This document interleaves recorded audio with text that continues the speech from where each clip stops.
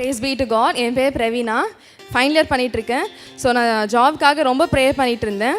இப்போது last month வந்து Saturday கரெக்டாக ப்ரே பண்ண அங்கிள் ஒரு வார்த்தை சொன்னாங்க, உன்னை கொண்டு போய் சேர்க்குற அந்த ஸ்தானத்திற்கு தூதர் உன் முன்பாக அனுப்புவேன் என்று அந்த வார்த்தையை சொன்னாங்க. நான் அதே வார்த்தையை பிடிச்சிட்டு நான் டெய்லியும் ப்ரே பண்ணேன். அதே வீக்லேயே டியூஸ்டே ஒரு கம்பெனி வந்துச்சு. அதில் பார்த்தோன்னா 2 பேர் தான் செலக்ட் பண்ணாங்க. ஏசப்போட கிருபையால் என்னை செலக்ட் ஆக ஜீசஸ் கிருபை தந்தார். அக்காளும் தங்கச்சிக்கும் பயங்கரமான ஒரு அற்புதம் நடந்திருக்கு, அப்படித்தானே? கர்த்தருக்கு பரிசுத்த நாமத்துக்கு ஸ்தோத்திரம். எனக்கு 2 பெண் பிள்ளைங்க. பெரிய மக வந்து இன்ஜினியர் படிச்சுட்டு இருக்கும்போது ரொம்ப பிரச்சனை, அதில் ரொம்ப அரியரெல்லாம் வந்தது. அப்புறமா இங்கே வந்து ப்ரேயர் பண்ணிட்டு போனோம். இப்போ பாஸ் பண்ணிவிட்டு இப்போ MBA படிக்கிறா VITயில். 2வது மக +2 படிக்கும்போது அவளுக்கும் ரொம்ப வீக்கு, 4 சப்ஜெக்ட்டு 3 சப்ஜெக்ட்டு ஃபெயில் ஆவா. அதே மாதிரி அவளும் மாதம் வந்து ப்ரேயர் பண்ணுவாள். அவளும் நல்ல மார்க் எடுத்து பாஸ் பண்ணா. அதுக்காக கர்த்தருக்கு நன்றி.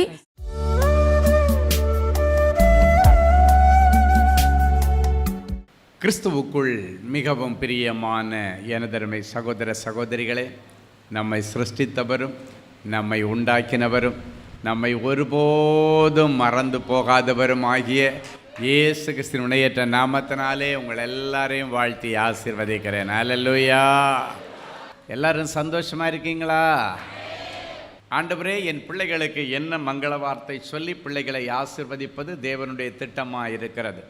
தேவ சமூகத்திலே ஜெபத்திலே தரித்திருந்த பொழுது நம்மை ஆசீர்வதிக்கும்படி ஆண்டவர் கொடுத்த மங்கள வார்த்தை சங்கீதம் 91:15 வாசிப்போமா? அவன் என்னை நோக்கி கூப்பிடுவான், அவன் என்னை நோக்கி கூப்பிடுவான், நான் அவனுக்கு மறு உத்தரவு அருளி செய்வேன், நான் அவனுக்கு மறு உத்தரவு அருளி செய்வேன். ஆபத்தில் நானே அவனோடு இருந்து, ஆபத்தில் நானே அவனோடு இருந்து அவனை தப்புவித்து அவனை கனப்படுத்துவேன். அவன் என்னை நோக்கி கூப்பிடுவான், நான் அவனுக்கு மறு உத்தரவு அருளி செய்வேன். அவன் ஆபத்தில் அவனோடு கூட இருந்து அவனை தப்புவித்து அவனை கனப்படுத்தி அவனுக்கு உதவி செய்வேன் என்று சொல்லுகிறார். அல்லேலூயா. இன்னைக்கு என்ன உதவியை எதிர்பார்த்து வந்திருக்கிறீங்க? எதில் மாட்டிக்கிட்டு தப்பிக்க முடியாம சிக்கிட்டு இருக்கிறீங்க? ஏதோ ஒரு பாபிலோனிய ஸ்திரீ இடத்துல எக்கு தப்பா மாட்டியிருக்கலாம். நீங்கள் இப்போ வெளியே வரணுன்னு நினைக்கிற ஒன்னால வர முடியலை. யார் இதிலேருந்து எஸ்கேப் பண்ணி கொண்டு வருவா? ஆண்டவர் கொண்டு வருவா. நம்ம என்ன பண்ணணும்? ஆண்டவரை நோக்கி கூப்பிடணும். ஆண்டவரே, நான் தெரியாம இந்த பாபிலோனிய அருவருப்பின் ஸ்திரீ இடத்துல மாட்டிக்கிட்டேன். இப்போ வெளியே வரணும்னா என்ன மிரட்டுறா, எனக்கு உதவி செய்யுங்க ஆண்டவரேன்னா அவர் நேரம் வருவார், தப்புவித்து அவனை கனப்படுத்துவார்.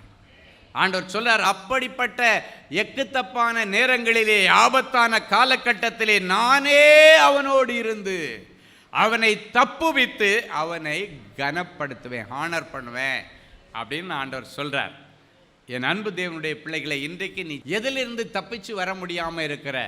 ஏதோ ஒரு வழக்கில் சிக்கி இருக்கியா? இல்லைன்னா ஒரு வழக்கில் உன்னை ஜோடிச்சு உன்னையும் உள்ள சேர்த்துக்கிட்டாங்களா?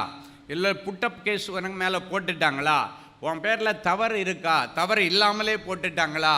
எதுவாக இருந்தாலும், தப்பே பண்ணியிருந்தா கூட சரி, ஆண்டவரை நோக்கி கூப்பிட்டா ஆண்டவர் மன்னிப்பு கொடுத்து தப்பிச்சு கொண்டு வருவார். ஆனால் அதுக்கு பிறகு பாவம் செய்யக்கூடாது. அல்லேலூயா. என் அன்பு தேவனுடைய பிள்ளைகளே, இப்படிப்பட்ட சூழ்நிலைகளில் நமக்கு ஆண்டவர் ஒருவர் தான் உதவி செய்ய முடியும். நீங்கள் ஏதாவது மனுஷங்கிட்ட போய் இப்படி ஒன்று மாட்டிக்கிட்டேன், நீ அவள்கிட்ட எப்படியாவது போய் பஞ்சாயத்து பேசி என்னை எப்படியாவது இதிலேருந்து விடுதலையாக்கி கொண்டு வான்னா அவன் ஊரெல்லாம் போய் சொல்லி உன்னை கேவலப்படுத்திடுவான். அப்போ என்ன நடக்கன்னா நீ அவமானப்படுவான். ஆனால் ஆண்டவர் என்ன சொல்கிறாரு? உன்னை தப்பு வச்சு கனப்படுத்துவேன்னு சொல்கிறார். அவமானப்படுத்த மாட்டேன். ஆண்டவர்கிட்ட சொன்னால் அவமானமே வராது.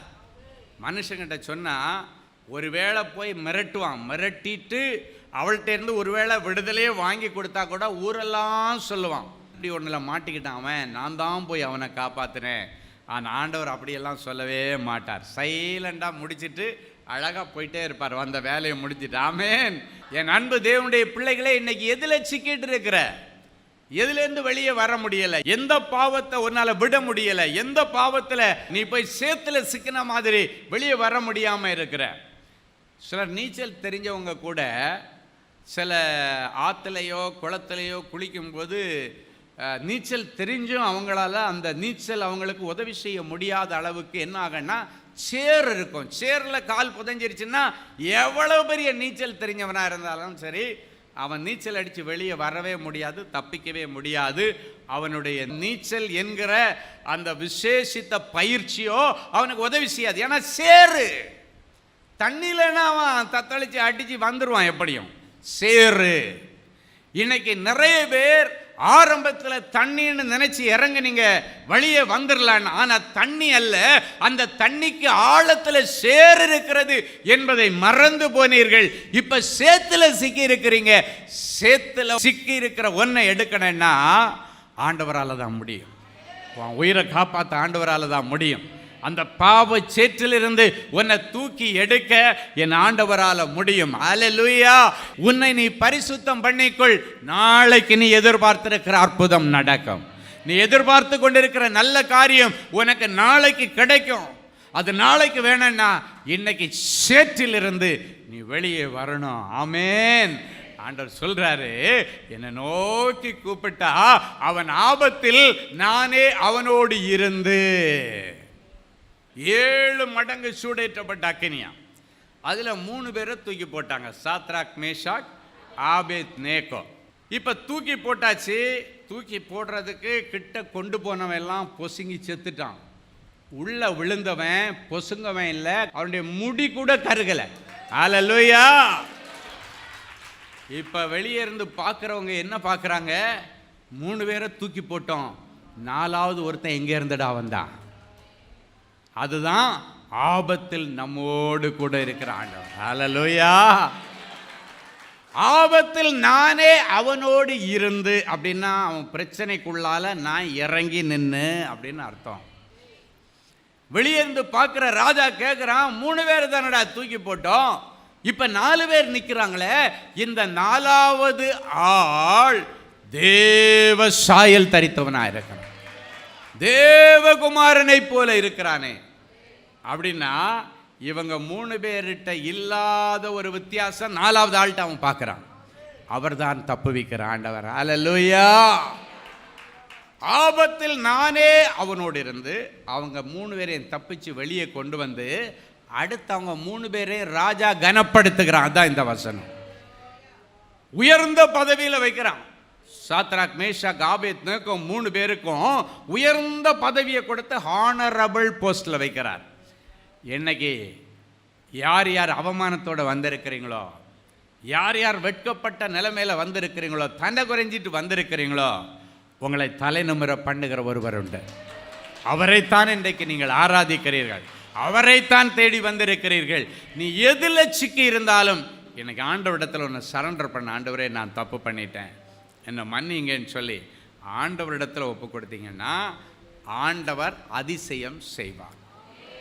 ஒருவேளை நீங்கள் நினைக்கலாம், நான் தப்பே பண்ணிட்டேனே, தப்பு பண்ணிட்டு எப்படி இந்த கேஸ்லேருந்து வெளியே வர்றது, எப்படி இந்த வழக்கிலிருந்து நான் வெளியே விடுதலை ஆக முடியும்? ஆண்டவர் நினைச்சா முடியும். நீங்கள் வேதத்தில் பார்த்தீங்கன்னா விபச்சாரத்தில் பிடிக்கப்பட்ட ஒரு ஸ்திரியை கொண்டு வந்து இயேசு கிறிஸ்துவிடத்தில் நிறுத்துறாங்க. என்ன சொல்கிறாங்க? இவளை கையும் களவுமா நாங்கள் பிடிச்சோம், இவ வந்து விபச்சார பாவம் பண்ணிட்டா. கையோட பிடிக்கிறதுன்னு சொல்லுவாங்க. பாவம் பண்ணிட்டு இருக்கும்போது கையும் மெய்யுமாக என்று வேதம் சொல்லுகிறது. பிடிச்சிட்டு வந்துட்டோம். நம்ம பாஷையில் சொன்னால் கையும் களவுமாக பிடிச்சிட்டு வந்துட்டோம். மோசையோட சட்டப்படி இவளை கல்லறிஞ்சு கொல்லணும். As per the law of Moses. மோசையுடைய சட்டம் தான் எங்களுக்கு முன்னால் இன்னைக்கு நாங்கள் கடைப்பிடிக்கிற சட்டம். இந்த சட்டப்படி இப்படி ஒருத்தி மாட்டினா அவளை கல்லறிஞ்சு கொல்லணுன்னு சொல்லியிருக்காங்க. இயேசுகிட்ட கொண்டு வந்துட்டு நீங்கள் சொல்லுங்கள், இவளை நான் கல்லறிஞ்சு கொல்ல போகிறோம் அப்படின்றாங்க. இயேசுக்கு கண்ணு முன்னால் ஒருத்தர் துடிச்சு சாவுறத ஆண்டவர் விரும்புவாரா? நம்ம ஆண்டவர் எவ்வளோ மனதுருக்கம் உள்ள ஆண்டவர். ஹல்லேலூயா. நல்ல வேலை இயேசுநாதர்கிட்ட கொண்டு வந்து விட்டானுங்க. வேற எங்கேயா கொண்டு போய் விட்டுருந்தானுன்னா சாவடிச்சிருட்டான் இருப்பாங்க. ஆமேன். ஆண்டவர் யாரையும் சாகடிக்கிறவர் அல்ல, அவங்களுக்கு வாய்ப்பு கொடுத்து வாழ வைக்கிறவர். இன்னைக்கு இங்கே இருக்கிறதுல நிறைய பேருக்கு வாய்ப்பு கொடுத்து ஆண்டவர் வாழ வைக்க வேண்டும் என்று விரும்புகிறார். அல்லேலூயா. ஆண்டவர் யோசித்தார், எப்படிடா இவளை எஸ்கேப் பண்ணுறது? டக்குன்னு அவர் தான் ஞான கண்மலை தானே. அவர் உடனே யோசித்தார், என்ன சொன்னால் இவனுங்க எல்லாம் ஒருத்தங்க கூட இவன் மேலே கை போடாமல் போயிடுவாங்கன்னு யோசிச்சுட்டு ஆண்டவர் சொன்னார், உங்களில் பாவம் இல்லாதவன் முதல் கல்லை இவள் மேல் எறியட்டும். ஆமேன். ஏன்னா அவருக்கு தெரியும், இதை சொன்னால் தான் ஒரு பயலாம் கை நீட்ட முடியாது. ஏன்னா ஒவ்வொருத்தனும் ஏதாவது ஒன்றில் மாட்டிக்கிட்டு இருப்பான். தப்பி தவறி கல்லறிஞ்சா அவனுங்களுக்கு தெரியும், இவனுடைய வண்டவாளம் தண்டவாளம் எல்லாத்தையும் ஆண்டவர் கொண்டு வந்துடுவார். ஆமேன். இப்போ ஆண்டவர் சொன்ன உடனே எல்லாவனும் கல்லை போட்டுட்டு சைலண்டாக போயிட்டான்.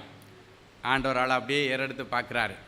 யாரும் உன்னை தீர்ப்படலையா மகளேன்னு கேட்கும்போது, இல்லை ஆண்டவரேன்னா நானும் உன்னை தீர்ப்பிடலை, ஆனால் இனி இதுக்கு மேலே பாவம் செய்திராத மகளே, உனக்கு ஒரு வாய்ப்பு கொடுக்குறேன்னு சொல்லி சந்தோஷத்தோடு அவளை அனுப்பி விட்டார்.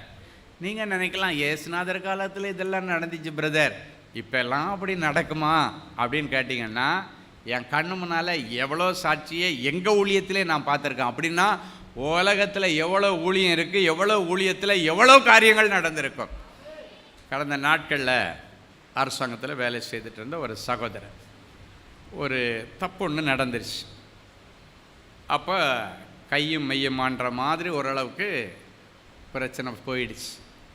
வேலையிலேருந்து சஸ்பெண்ட் பண்ணிட்டாங்க. இப்போ என்ன பண்ணுறது, கேஸ் நடந்துகிட்ருக்கு. கேஸில் இவருக்கு எதிராக இருந்துச்சுன்னா அடுத்து டிஸ்மிஸ் போயிடும். இப்போ சஸ்பெண்ட், அடுத்து டிஸ்மிஸ். இந்த சிச்சுவேஷனில் பாருங்கள், ஒரு மனுஷன் பாவம் செய்யும் பொழுது அந்த நேரத்தில் அந்த பாவத்தின் மீது இருக்கிற அந்த ஈடுபாடு, அந்த பாவத்தின் மீது இருக்கிற அந்த ஆசை, அந்த வெறி என்ன பண்ணாச்சுன்னா பின்னால் என்ன நடக்குன்றதை யோசிக்க விடாது. இதுதான் உண்மை. இதில் போனேன்னா நாளைக்கு என்ன நடக்க யோசிக்கவே மாட்டாங்க, யோசிக்காமல் குதிச்சிடுறது தான். அப்படி தான் செய்கைகள் நடக்கிறது. இப்போ என்ன ஆகுது, இப்போ மனைவி இருக்கிறாங்க, பிள்ளைங்க இருக்கிறாங்க, எப்படி இதிலேருந்து நம்ம வெளியே வருவது அப்படின்ற ஒரு பெரிய ஒரு கேள்விக்குறி முன்னால் வந்துருச்சு. அப்போ அவங்க தாயார் அந்த தம்பிகிட்ட சொல்கிறாங்க, தம்பி எல்லாம் நடந்துருச்சு, இப்போ கூட ஒன்று கெட்டு போகல, ஆண்டவர் மனசு வச்சா உனக்கு இதிலேருந்து விடுதலை கிடைக்கும் அப்படின்னு. அவங்க அம்மா ரொம்ப விசுவாசி, ரொம்ப ஆண்டவரை நேசிக்கிற ஒரு வயசான தாயார். அவங்க சொல்கிறாங்க, ஆண்டவர்கிட்ட மட்டும் இப்போ கூட ஒன்றும் கெட்டு போகலடா, நீ ஆண்டவரை பிடிச்சின்னா உனக்கு இதிலேருந்து விடுதலை உண்டு. ஏன்னா உனக்கு மனைவி பிள்ளைங்க இருக்கிறாங்க, அதனால் கண்டிப்பாக ஆண்டவர் விடுதலை தருவார். இவன் கேட்கவே மாட்டான். ஏன்னா இவன் அந்த அளவுக்கு அந்த அரசாங்க வேலை வெறி, அந்த பதவி, அந்த இதில் அப்படி போயிட்டான். அப்போ ஒரு நாள் சொல்கிறாங்க, காலையில் எங்களுடைய டிவி ப்ரோக்ராம் நேரத்தை காமிச்சு சொல்கிறாங்க, இன்னும் 5 நிமிஷத்தில் ஒரு ப்ரோக்ராம் தொடங்கும், ஸ்டீஃபன் ஐயான்னு ஒருத்தர் மெசேஜ் கொடுப்பாரு, ரொம்ப நல்லா இருக்கண்டா, உனக்கு இப்போ மனசு உடைஞ்சிருக்கிற நேரத்தில் காயம் கட்டுற மாதிரி இருக்கும், இன்றைக்கி மட்டும் எனக்காக ஒரு 5 நிமிஷம் இந்த செய்தியை நீ கேள அப்படின்னு சொல்லும் பொழுது, அப்பவும் இவன் முடியாதுன்னு சொல்லிட்டு அங்கே போகிறோம் இங்கே வரோம். திடீர்னு ப்ரோக்ராம் ஆரம்பிக்குது. உங்களுக்கு தான் தெரியும், நம்ம ப்ரோக்ராம் ஆரம்பிக்க முன்னால் சர்ச் பெல் அடித்து, அதுதான் நம்முடைய லோகோவே அதுதான். இந்த சர்ச்சு பெல் அடிக்கிற சத்தம் கேட்ட உடனே பாருங்கள், சர்ச்சு பெல்லுலேயே அவ்வளோ அபிஷேகம். இந்த சத்தம் கேட்ட உடனே டக்குன்னு கிராஸ் பண்ணவன் டிவியை பார்த்தான். அந்த லோகோ முடியுது. நான் வந்து நின்றுட்டு சொல்கிறேன், உன்னை சிருஷ்டித்தவரும் உன்னை உண்டாக்கினவரும் உன்னை ஒருபோதும் மறந்து போகாதவருமாகிய இயேசு கிறிஸ்துவின் நாமத்தினாலே நான் உங்களை வாழ்த்தி ஆசீர்வதிக்கிறேன். அப்படியே நிற்கிறான். உன்னை சிருஷ்டித்தவர் ஒன்றும் அவனுக்கு பண்ணலை, உண்டாக்கினவர் அசைவில்லை. 3வது அந்த இழுத்துக்கிட்டு சொல்லுவோம் தெரியுமா, உன்னை ஒருபோதும் மறவாதவருமாகிய அந்த வார்த்தையை கேட்ட உடனே மடமடமடன்னு அழுதுட்டான். அப்படியே அவங்க அம்மா பக்கத்தில் வந்து உட்காந்து 1/2 மணி நேரம் செய்தி கேட்டான். அந்த 1/2 மணி நேரம் கேட்ட செய்தி ஆண்டவர் மேலே அவனுக்கு ஒரு விசுவாசத்தை கொண்டு வந்துச்சு. முடித்தோன்னு அவங்க அம்மாட்ட சொல்கிறான், அம்மா எனக்கு என்னமோ இந்த ஐயாவை போய் பார்க்கணும் போல் ஆசையாக இருக்குது அப்படின்னு சொன்னோடனே அவங்க அம்மா எப்படா இவன் இப்படி ஒரு வார்த்தை சொல்லுவான்னு பார்த்துட்டு, நல்ல ஒரு விசுவாசமுள்ள ஒரு தாய். உடனடியாக ஒரு ஏற்பாடு பண்ணாங்க. அந்த தம்பியை நான் சந்திக்கும்போது அவன் சொன்னான், அங்கிள் இப்படியெல்லாம் மாட்டியிருக்கேன், ஆண்டவர் சொன்னார், இந்த ஆண்டவருடைய நாமம் மைமைப்படும்படிக்கு இந்த காரியத்தில் உனக்கு ஒரு விடுதலை கிடைக்கும், நீ ஒன்றும் கவலைப்படாத. இதுக்கு இடையில் இவன் கூட பிரச்சனையில் மாட்டின ஒருத்தன் சூசைடே பண்ணிக்கிட்டான். ஏன்னா இது எகெயின்ஸ்டாக தான் கண்டிப்பாக தீர்ப்பு வரேன்னு அவனுக்கு தெரியும். அதனால் அவமானத்தில் போய் சூசைட் பண்ணிட்டான் அவன். இப்படிப்பட்ட சூழ்நிலையில் தான் இவன் பயந்து நடுங்கிட்டு இருக்கிறான். அப்போ தான் ஆண்டவர் சொன்னார், உனக்காக நான் வழக்காடுவேன், உனக்காக நான் யுத்தம் பண்ணுவேன். ரொம்ப பயந்து போயிருந்தான். அதுவும் சாட்சிகள் எல்லாம் இவனுக்கு எதிர்மறையாக இருந்தது. கடைசியாக ஒரு சாட்சி வர வேண்டியது முக்கியமான சாட்சி. அங்கே தான் ஆண்டவர் நிற்கிறாரு. அந்த சாட்சியை வராத அளவுக்கு ஆண்டவரே தடுத்து நிறுத்தினார். இவன் பணமும் கொடுக்கல, எதுவும் கொடுக்கல, ஒன்றும் பண்ணலை, எல்லாத்தையும் தடுத்து நிறுத்தியாச்சு. அல்லேலூயா. இந்த சிச்சுவேஷனில் தான் ஆண்டவர் தீர்ப்பு எழுதும்படி கடைசி அந்த நாள் வருது. அதுக்கு முந்தின நாள் கூட வந்து ஜெபம் பண்ணிட்டு போகும்போது ஆண்டவர் சொன்னார், நான் உன்னை தப்புவித்து உன்னை கனப்படுத்துவேன், இருக்கிற இந்த பலத்தோடே போ. அப்போ அவனுக்கு விசுவாசம் இருந்து என்னால் அவன் நண்பரின் பாத்தில் சாட்சி சொல்லும் பொழுது ஒரு வார்த்தையை சொன்னால் எனக்கே ஷாக் ஆகிட்டு. முந்தின நாள் தான் ஜெபம் பண்ணி அனுப்பியிருக்கேன். அன்னைக்கு அவனுக்கு அந்த ஜட்ஜ்மெண்ட் டேயில் வந்து முன்னாடியே கொண்டு வந்து உட்கார வச்சுருவாங்க. அந்த ஜட்ஜ்மெண்ட் எகெயின்ஸ்டாக இருந்தால் அப்படியே இதுக்கு கூப்பிட்டுட்டு போயிடுவாங்க, ஜெயிலுக்கு கூப்பிட்டு போயிடுவாங்க. அப்போ இவனை கொஞ்ச நேரம் உட்கார வச்சுருக்கு. இவனுடைய மற்ற கேஸ் எல்லாம் பார்த்துட்டு இருக்கிறாங்க. உள்ளே இருக்குது 11 மணி 11:30 மணிக்கு ஜட்ஜ்மெண்ட்னாங்க. நான் 11 மணிக்கு 11:30க்கு அடிக்கிறேன். அங்கே இல்லை, தள்ளி வச்சுட்டாங்க, மத்தியானத்துக்கு மேலே தான் என் வழக்கு எடுக்க போகிறாங்க அப்படின்னா. சரி ஒன்றும் இல்லை, நீ கூல் ஆயிருன்னு சொல்லிட்டு அப்போ நான் பேசிவிட்டு அவன்கிட்ட வச்சுட்டேன் ஃபோனை. தைரியமாயிரு, ஆண்டவர் உனக்கு விடுதலை. இவன் என்ன பண்ணிட்டான் தெரியுமா? ஒரு வேளை எகெயின்ஸ்டாக இருந்தால் விஷ பாட்டில் எடுத்து பாக்கெட்டுக்குள்ளேயே வச்சுருக்கானா. ஒரு வேளை எகெயின்ஸ்டாக இருந்தால் கோர்ட்டிலேயே அந்த பாய்சனை குடிச்சிட்டு செத்துடணும். அப்படி இல்லை, அதுக்கு வாய்ப்பே கிடைக்கல, ரொம்ப கெடுபடியாக இருக்குது போலீஸ் கெடுபடின்னா, அவங்க விலங்கே போட்டிருந்தா கூட கோர்ட்டில் மாடியிலேருந்து கீழே ஜம்ப் பண்ணி கீழே குதித்து செத்துடணும். மீட்டிங்கில் அவன் சொன்ன சாட்சியை நான் சொல்கிறேன். அப்படி தான் முடிவில் போனேன். ஒரு பக்கம் ஐயா சொன்ன வார்த்தையில் எனக்கு விசுவாசம் இருந்து, என்னாலும் அதை மீறி ஏதாவது நடந்துருச்சுன்னா இதுக்கு மேலே நான் உயிர் வாழக்கூடாதுன்னு சொல்லி எல்லாம் எடுத்து பாக்கெட்டில் வச்சுருந்தேன். ஆனால் ஆண்டவருடைய பெரிய கிருபையினாலே கர்த்தர் அவனுக்கு சாதகமாக தீர்ப்பை வழங்கினார். ஹல்லேலூயா. முக்கியமான சாட்சி இங்கு வராதபடியினாலே அவனை விடுதலை செய்து தீர்ப்பளிக்கிறது. அதுக்கு பிறகு ஆண்டவருடைய கிருபையினால் நல்லபடியாக வேலையில் சேர்ந்து அதுக்கப்புறம் பல வருஷங்கள் வேலை செய்து அதன் பிறகு ஆண்டவருடைய கிருபையினால் ரிட்டையர்டாக கர்த்தர் உதவி செய்தார். ஹல்லேலூயா. எதுக்கு சொல்கிறேன்னா, ஆபத்து நேரத்தில் ஆண்டவரை நோக்கி அவன் கூப்பிட்டான், ஆண்டவருடைய சத்தத்திற்கு செவி கொடுத்தான், ஆண்டவருடைய ஆலோசனையை அவன் கீழ்ப்படிந்தான். அதனால் ஆண்டவர் வாய்ப்பை கொடுத்தார். அதுதான் உண்மை. நான் அதான் சொன்னேன், இதெல்லாம் அந்த காலத்தில் நடந்துச்சு, இந்த காலத்தில் நடந்துச்சு அப்படின்னு நீங்கள் நினைக்கல. உன் வாழ்க்கையில் நடக்கும். ஆபத்தில் அவரே கூட இருந்து உன்னை தப்புவித்து உன்னை கனப்படுத்துவேன் என்று சொல்லுகிறார். ஹல்லேலூயா. எந்த இடத்துல வெட்கப்பட்டு தலை குனிந்து நின்றாயோ அதே இடத்துல உன் பெயரை பெருமைப்படுத்துவார். ஆமேன். என் அன்பு தேவனுடைய பிள்ளைகளே, நல்ல தேவ செய்தியை கேட்டீர்கள், நல்ல சாட்சிகளையும் பார்த்தீர்கள். இப்பொழுதும் நாம் யாவரும் கண்களை மூடி தேவ சமூகத்தை நோக்கி பார்ப்போம். எங்களை அருமையாய் நேசித்து வழிநடத்துகிற எங்கள் நல்ல ஆண்டவரே, உமக்கு நன்றி. இயேசுவின் நாமத்தினாலே என் பிள்ளைகளை ஆசீர்வதிக்கிறேன். ஜீவனுள்ள நாளெல்லாம் நன்மையும் கிருபையும் என் பிள்ளைகளை பின்தொடர்ந்து வரட்டும். இஸ்ரவேலின் சமாதான வாழ்வை காணட்டும். இந்த நிகழ்ச்சியை பார்த்து கொண்டு, ஆண்டவரே எனக்கு ஒரு நல்லது நடக்காதா என்று ஏங்கி உம்முடைய சமூகத்தில் நின்று கொண்டிருக்கிற என் பிள்ளைகளுக்கு ஆண்டவர் இன்றைக்கு இந்த நிமிஷத்தில் ஒரு அற்புதத்தை செய்வீராக. நெடுங்காலம் காத்திருத்தல் இருதயத்தை இழைக்கப்படும். விரும்பினது வரும்போது ஜீவ விருட்சம் போல இருக்கும் என்று சொன்னீரே. நெடுங்காலம் காத்திருந்து இவர்கள் இருதயத்தில் ஏங்கின அந்த வேலையை ஜீவ விருட்சத்தின் கனியாய் என் பிள்ளைகளுக்கு தாரும். நீண்ட நாட்கள் காத்திருந்த இருதயத்தில் ஏங்கின அந்த இல்லற வாழ்க்கையை ஜீவ விருட்சத்தின் கனியாய் என் பிள்ளைகளுக்கு தாங்க. எதிர்பார்த்த கற்பத்தின் கனியை ஜீவ விருட்சத்தின் கனியாக இவர்களுக்கு கொடுத்து என் பிள்ளைகளுடைய அவமானம் நீங்கி இனி தலை நிமிர்ந்து வாழ்வார்களாக. தலை குனிஞ்சு வாழ்கிறேன், தலை காட்ட முடியலை என்றெல்லாம் அழுது கொண்டிருக்கிற என் பிள்ளைகளுக்கு இனி தலை நிமிர்ந்து வாழுகிற ஒரு கிருபையை தார். எந்த இடத்துல என் பிள்ளைகள் வெட்கப்பட்டு தலை குனிந்து நின்றார்களோ அதே இடத்துல என் பிள்ளைகளுடைய பெயரை நீர் பெருமைப்படுத்தியே ஆக வேண்டும். என் பிள்ளைகளை அதே இடத்துல நீர் வாழ்ந்திருக்க செய்தே ஆக வேண்டும், வாழ்ந்திருக்க செய்வாராக என்ற வார்த்தை என் பிள்ளைகள் மேலே வைத்து நான் ஆசீர்வதிக்கிறேன். இன்றைக்கு சாட்சியில் என் பிள்ளைகள் கேட்டது போன்ற நிறைய அற்புதங்கள் என் பிள்ளைகளுடைய வாழ்க்கையிலே இன்றைக்கே நடப்பதாக, இப்பொழுதே நடப்பதாக. என் பிள்ளைகளுடைய அடைக்கப்பட்ட கற்பங்கள் திறக்கப்படட்டும். சொந்த வீடு வாசலுக்கு கர்த்தர் வழிகளை திறந்து தந்து ரட்சிக்கப்படாத பிள்ளைகளுக்கு ரட்சிப்பின் அனுபவத்தை கொடுத்து இவர்களை கனம் பண்ணும். இயேசுவின் மூலம் பிதாவே, ஆமென். கிறிஸ்துவுக்குள் அன்பானவர்களே, ஆண்டவராகிய இயேசு கிறிஸ்துவின் இனிய நாமத்தில் அன்பின் வாழ்த்துக்கள்.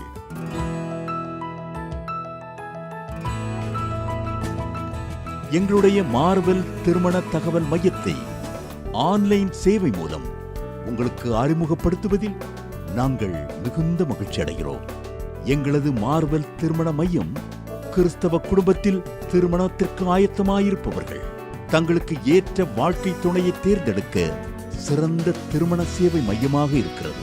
மேலும் மார்வெல் திருமண தகவல் மையத்தில் நீங்கள் பதிவு செய்வதற்கு எங்களது இணையதள முகவரி www.marvelmatrimony.com மற்றும் அலைபேசி எண் 7824855999 என்ற எண்ணிற்கு தொடர்பு கொள்ளலாம்.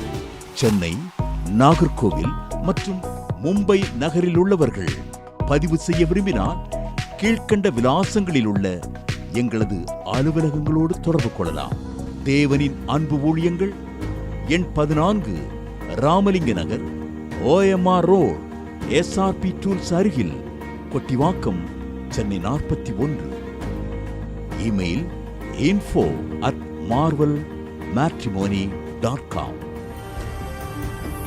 ஆண்டவர்தாமே உங்களை அளவில்லாமல் ஆசீர்வதிப்பாராக.